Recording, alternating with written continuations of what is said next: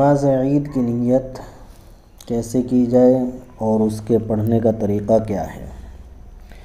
تو اس سلسلے میں یہ وضاحت ہے کہ نیت اصل میں ارادے کا نام ہے۔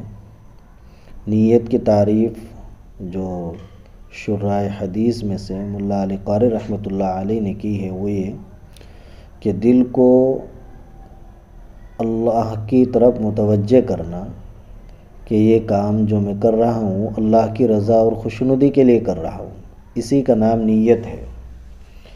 قلب کو، دل کو اللہ کی طرف متوجہ کرنا کہ میں جو کام کر رہا ہوں یہ اللہ کی خوشنودی کے لیے کر رہا ہوں، اللہ کی رضا کے لیے کر رہا ہوں۔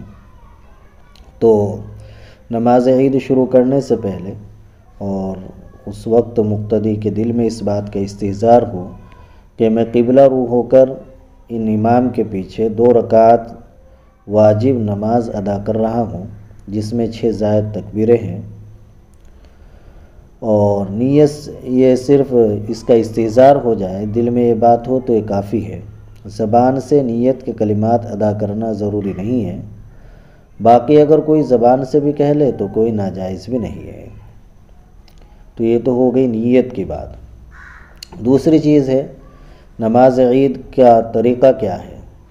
تو نماز عید کا طریقہ یہ ہے کہ نیت کے بعد تکبیر تحریمہ کہہ کر ہاتھ باندھ لیں، ثنا پڑھیں، اس کے بعد دونوں ہاتھ اٹھاتے ہوئے معمولی فصل سے 3 مرتبہ تکبیر کہیں۔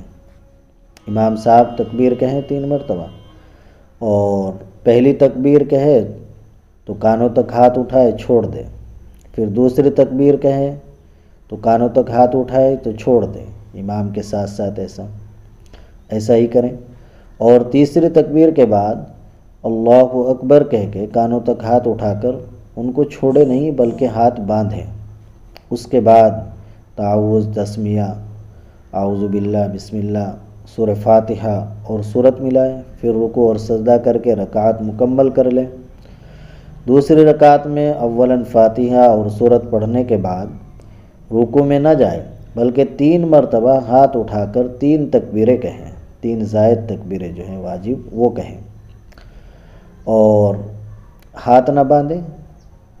پہلی تکبیر کہے ہاتھ چھوڑ دیں، دوسری تکبیر کہے ہاتھ اٹھائے کانوں تک اور چھوڑ دیں، تیسری تکبیر کہے ہاتھ کانوں تک اٹھائے اور چھوڑ دیں۔ چوتھی تکبیر جو کہی جائے تو چونکہ یہ تکبیر انتقال ہے تو اس میں ہاتھ نہیں اٹھائے جائیں گے، ہاتھ اٹھائے بغیر اللہ اکبر کہتے ہوئے رکوع میں چلے جائیں، اور اس کے بعد جو باقی نماز ہے تو جیسے اور نمازیں پڑھتے ہیں ایسے حسب معمول یہ نماز پڑھی جائے گی۔ یہ نماز کا طریقہ ہے اور نماز کی نیت ہے۔